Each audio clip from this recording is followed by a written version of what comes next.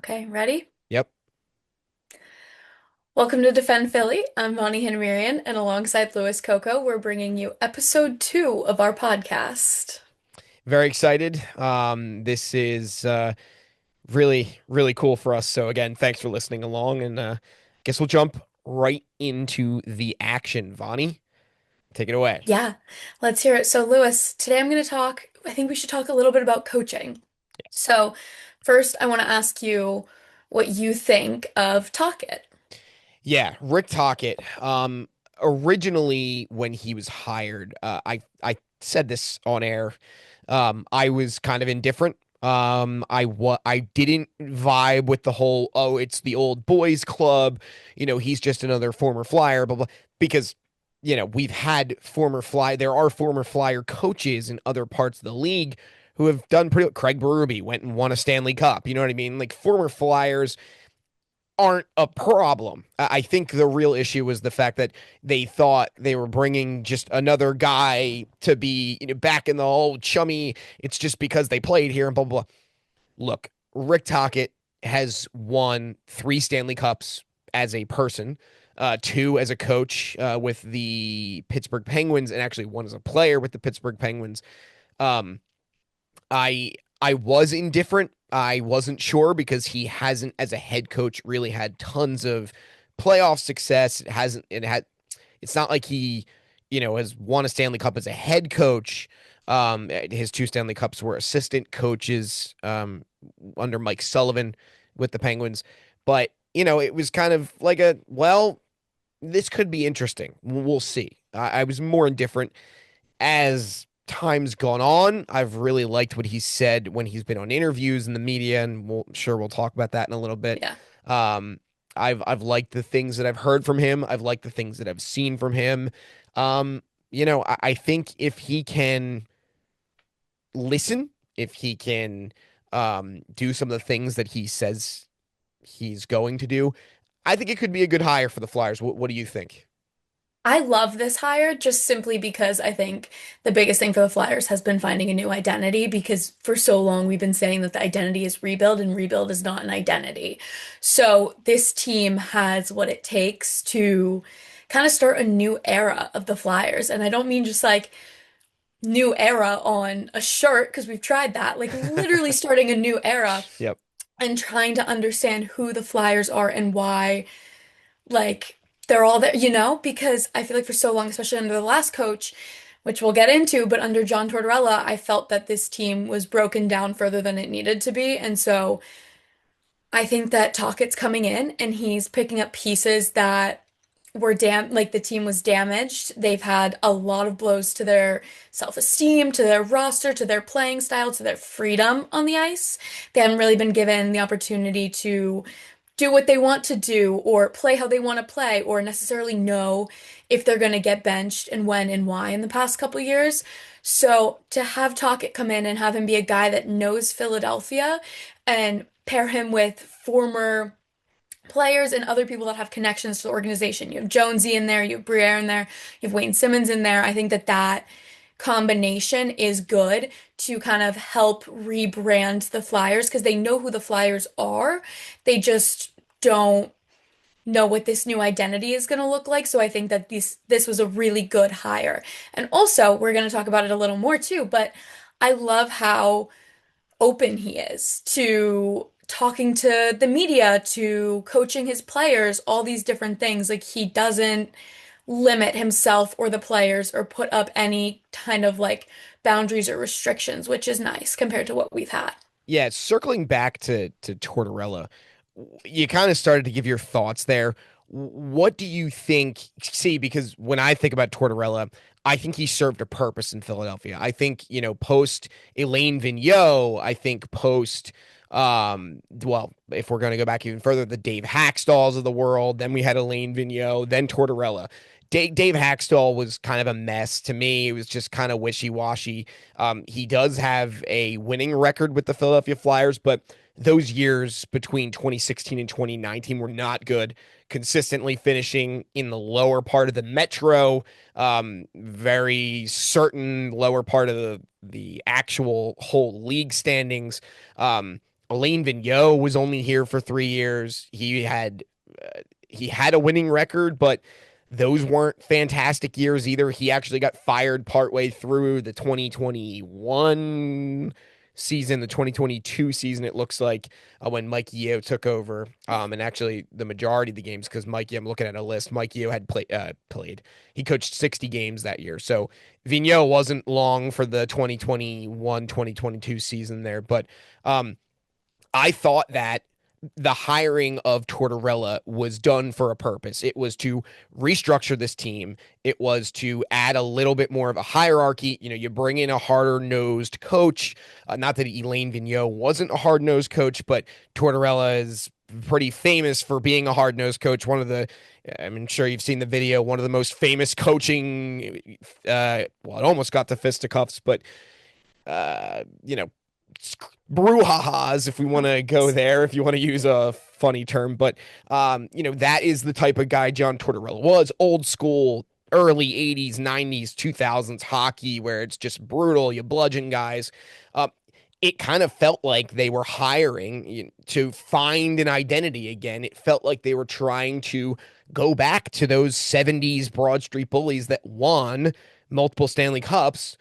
Back-to-back Stanley Cups doesn't happen often. I mean, we know the Panthers just did it, but it doesn't happen very often in sports where a team goes to back-to-back. So to me, Tortorella served the purpose of getting this team back into some sort of structure, some sort of, you know, uh, you listen to your coach, and it's these, it's this and this. It's black and white. It's you do this, you do this, you do this, and that's what you do.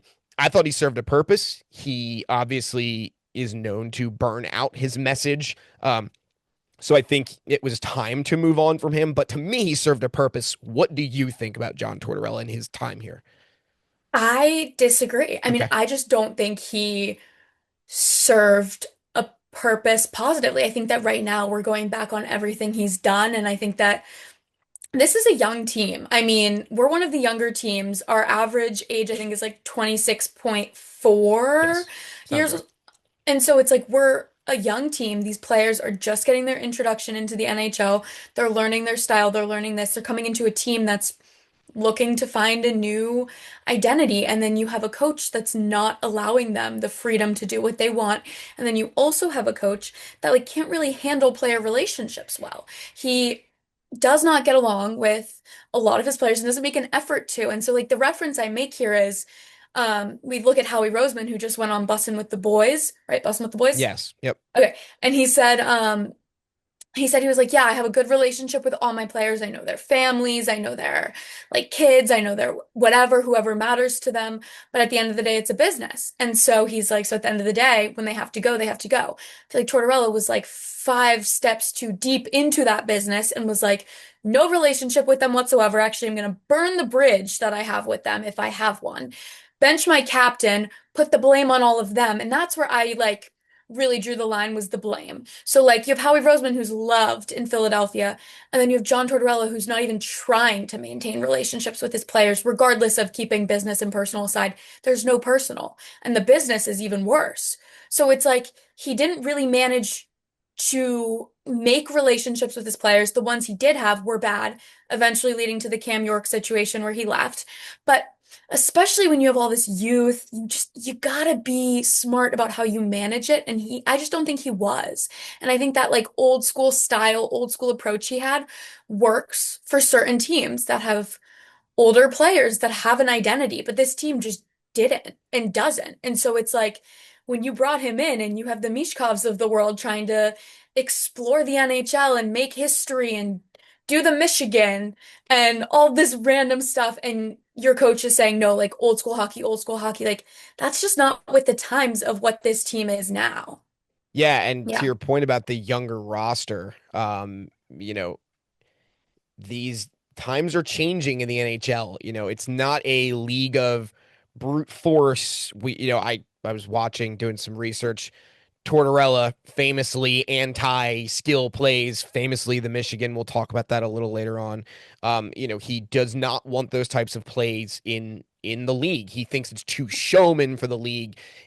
Trevor Zegras, who we again he kind of lumps into that, Michkov, Trevor Zegras, young team, guys like Porter Martone who are going to come up, guys like Jet Luchenko who are going to come up through the ranks.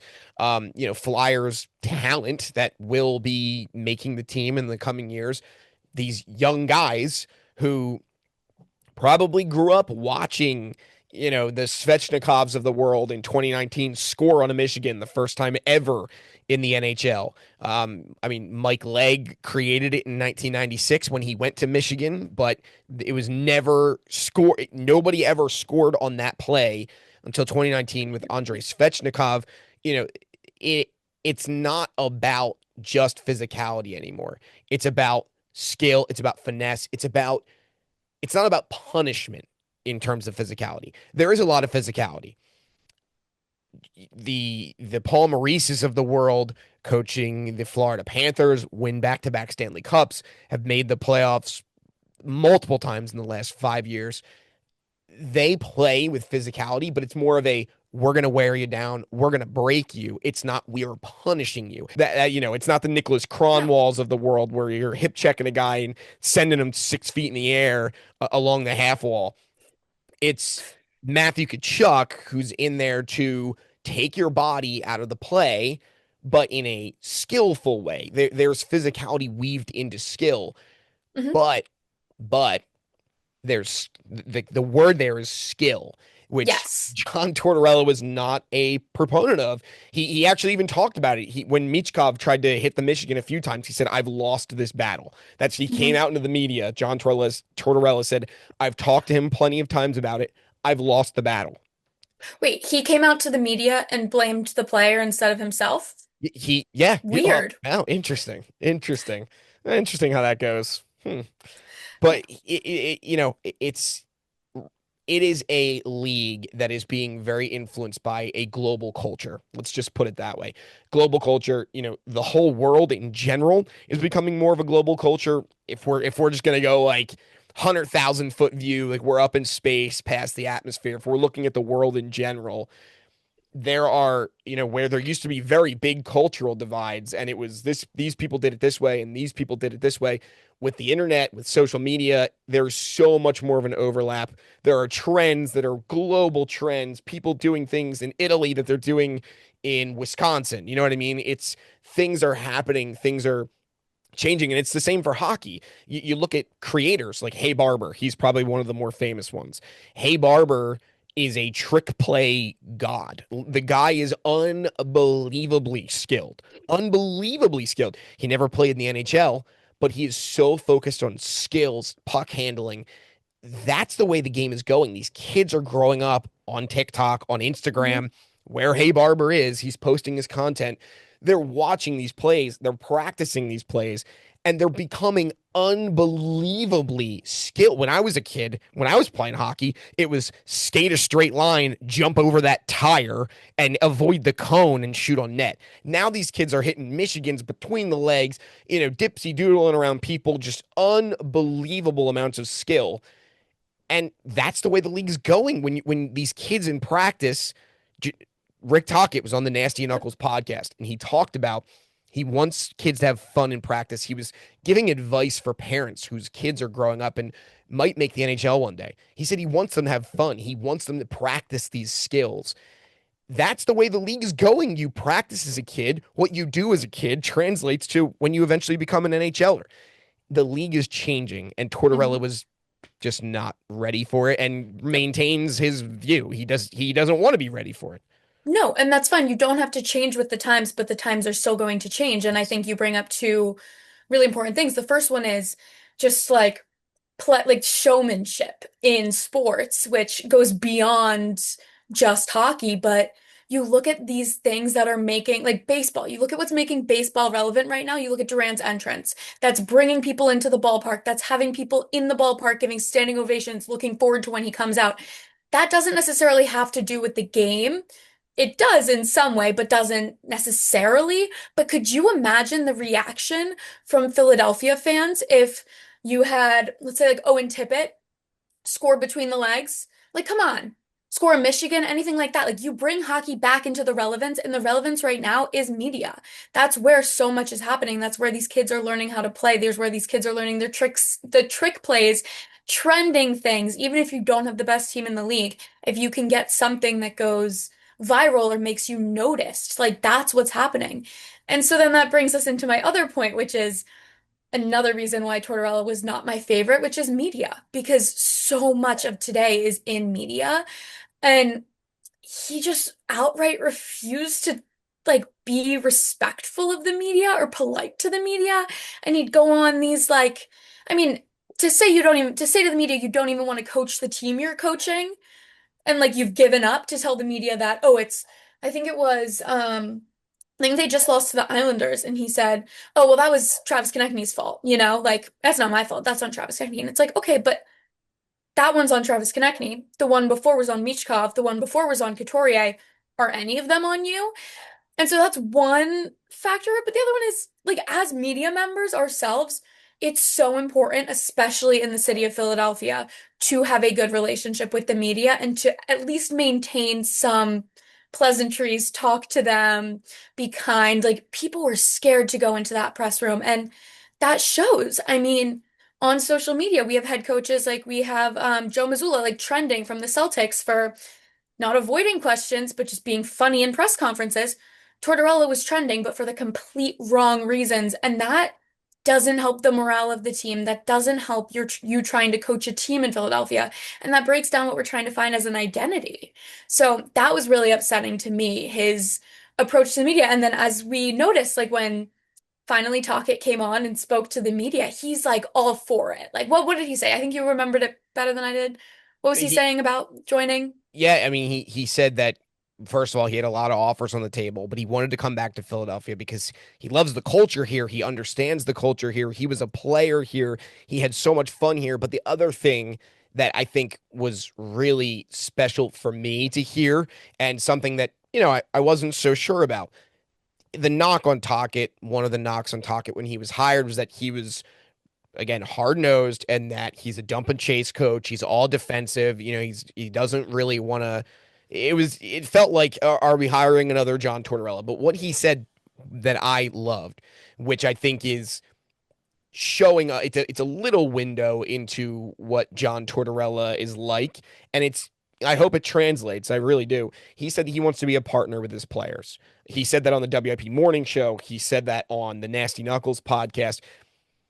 The wording of he wants to be a partner with his players. He wants to have the open communication. On the Nasty Knuckles podcast, he went very in depth. He said, I'm a coach. I want my players to have full transparency as to what I'm doing, why I'm doing it, when we're doing it, and here's why. He's not going to just hide things from them. He said at times, maybe not telling them all of a certain plan or a reason why might help keep everybody, in line. He's still the coach. They still need to respect him, but he wants to be a partner with the players. And that also leads into the ice too. What are they doing on the ice? And we'll talk about that in a second. But I think your point about the media, he was so ready to be on the WIP morning show. He was so excited. He wanted to talk. He talked Eagles in the very Yeah. beginning of the call. He's like, I'll talk some Eagles. And he was just chopping it up. Yep. He was such a personable person. He really did want to be there. And I think that's very endearing in Philadelphia. You'll go Yes. far if you have a personality. Now, then there's issues where, well, Nick Sirianni, he has too much of a personality. And, I think the Eagles are a little bit more under a microscope because, the whole city loves the Eagles and they are held to a certain standard. But I think Rick Tocchet made a really good first impression back. He's been gone for 28. That was another reason people were like, Yeah. yeah, the old boys club. Well, not really. He's been gone for 2 decades. So now he comes back. I think he made a really good first impression back in the media Yeah, because I think it matters.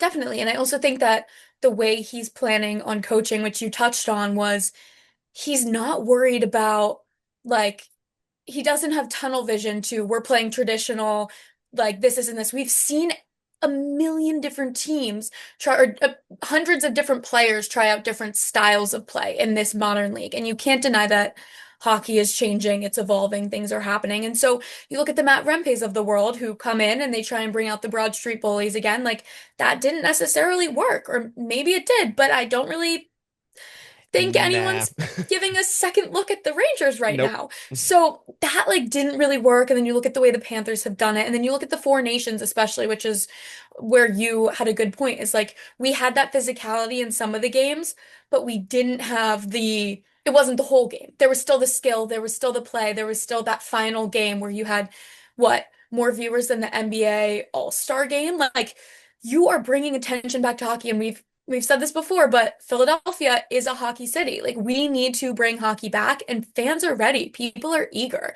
And so it's just a matter of having the right person to direct that traffic and help them win on the ice. That just we need to come in. And I think Tocchet's your guy. I mean, we know now for a fact that Tortorella was not, but I think this could be it, and which is why I'm like very excited to see how this season plays out. And then again, we can't say anything definite until we see those first like 2 months of games, but we'll see. If they can make it through February, I'll be happy. Yeah. No, I'm right there with you. I think that partnership aspect, you're right. And actually, and going back to the Four Nations, I believe Tocchet was a coach with the Four Nations, which also helps because he's coached Konechny, he's coached Hmm. Sanheim. He's coached two of the Was, yeah. better players, the leaders on the team. So I think and he's talked about that. He has a good Yeah. relationship with these guys now, which just further adds to, just positive, positive, positive for Tocchet. But I think the whole idea of the partnership, one of outside of him going on the morning show and being very eager to talk and the Nasty Knuckles podcast, one of the other things that when I saw it, my heart dropped a little bit when did you see the viral video of Matvey Michkov talking about the dump Dump and and chase, chase. which again, Tocchet was known for running a dump and chase system, and that's what you do. You just dump the puck and chase it. When Michkov came out and said, dump and chase. I've never even heard of that. I don't want to play that way. I want to hold the puck.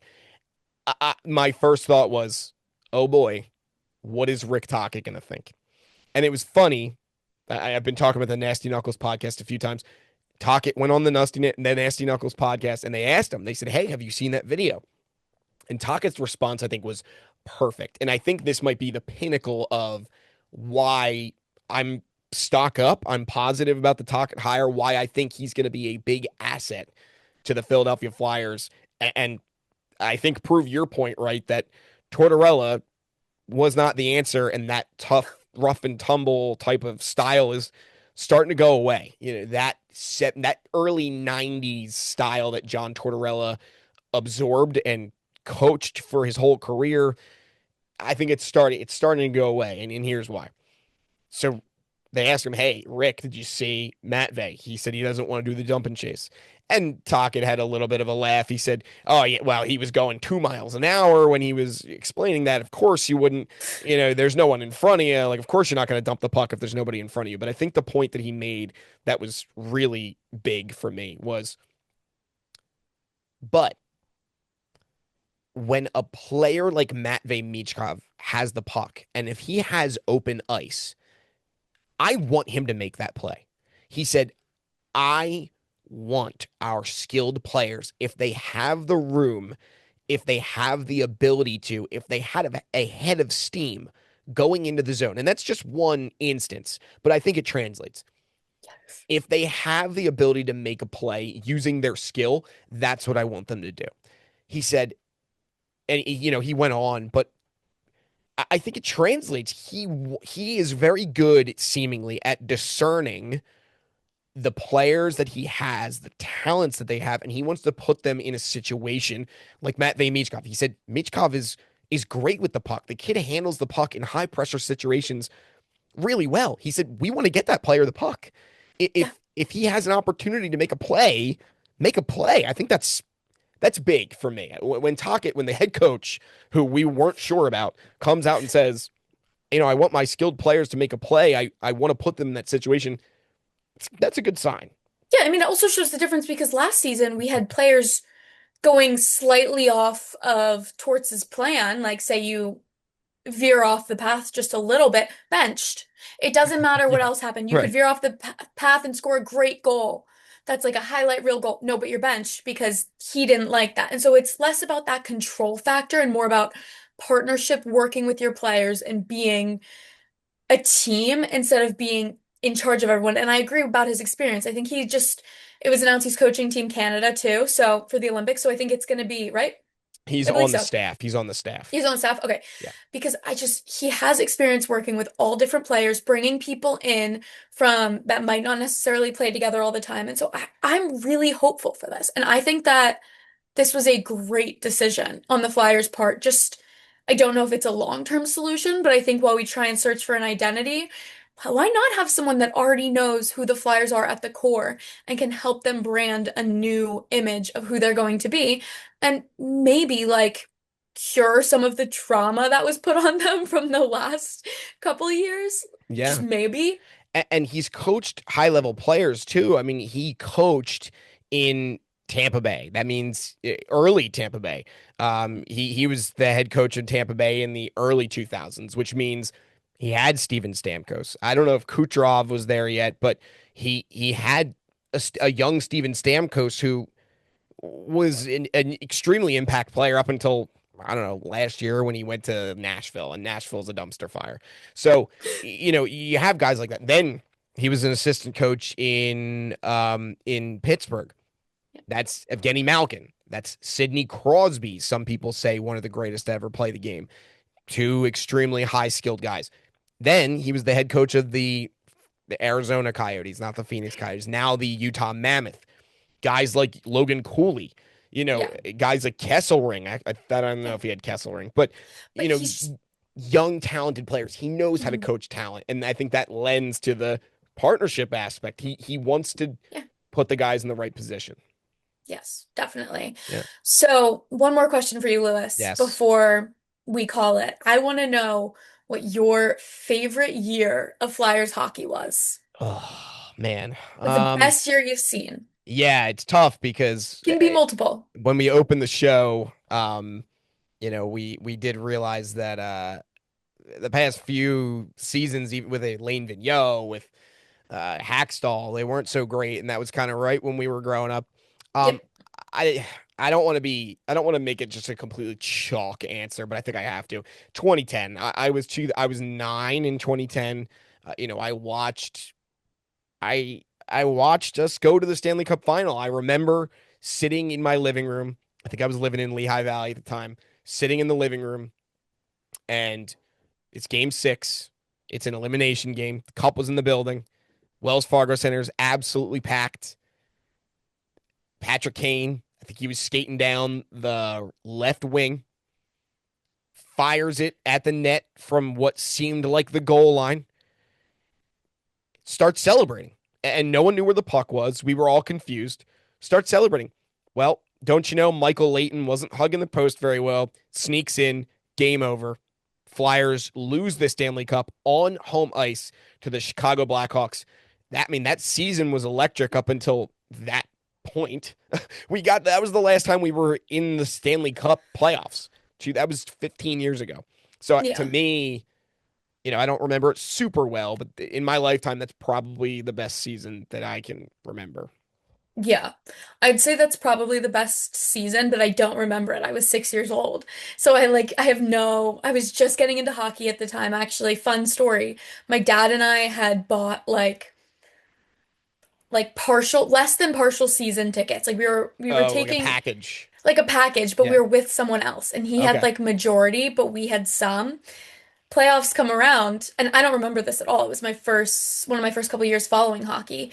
Playoffs come around and we just didn't hear from him for the entirety of the playoffs, the guy we were splitting tickets with. And so No way. I yeah, and so my dad says like we watched it, but I like don't I mean I was very young, but I'd say my favorite season, and keep in mind like we're young. Like I'm 21, Yeah. so my favorite season was 2020 because the bubble, everything about it, and I don't know if it was because I was hockey deprived or like social deprived, but I just remember like, well, I remember first of all, I would play NHL 20 Yeah, I guess so. on the TV so that I could see hockey. Yeah. Like and so then I'd go back and forth between that and the games, and I remember just watching the Flyers and thinking, wow, they legitimately have a chance. Oscar Lindblom had just come back that season, and there was just a lot of hope in that team, and there was a lot of they could actually do this. And then I remember sitting in my garage when they were eliminated and being like, okay, but like what a great starting point. And that was actually the end point. That was not the starting point. Yeah, it was it's But been 5 years, so but that was a really good team. And then my other one that I just have to do is what year was it? The Stadium Series. oh, 2019. 2019. So 2019. 2019 Stadium Series, it was just that one game where Wayne Simmons, who Wayne Train, you love him, Love him. he scored that overtime goal and then like the next day got traded. And that Oh, was just a crazy, crazy, crazy, crazy moment for me because I was like on top of the world for him and then he was gone and I guess maybe that's not like a great memory, but that's a very core memory. yeah. At least he's back now. I Yeah. think he's advising the team, right? Yeah, just to have So, him in the building is yeah, nice, I feel. yeah, It's just because he's not as far out removed as some of the other guys. right. So, Yeah. So yeah, I wouldn't say it's the old boys club no, for the Wayne train, but good to have no, him back. which makes it nice. Yeah. Yeah. Okay, well, Yeah. that was episode 2. Episode 2. Way to wrap it up. That was a good one. Thanks for joining us. Uh, glad you stuck if you stuck around this far. We appreciate it. And Yeah, I guess we'll have to think about a topic for episode 3. yeah. Well, we've just been overwhelmed with support, so really appreciate that. Yes, we But appreciate it. And hang on, episode 3 is coming soon. yeah, we'll catch you in the next one. Bye. See ya.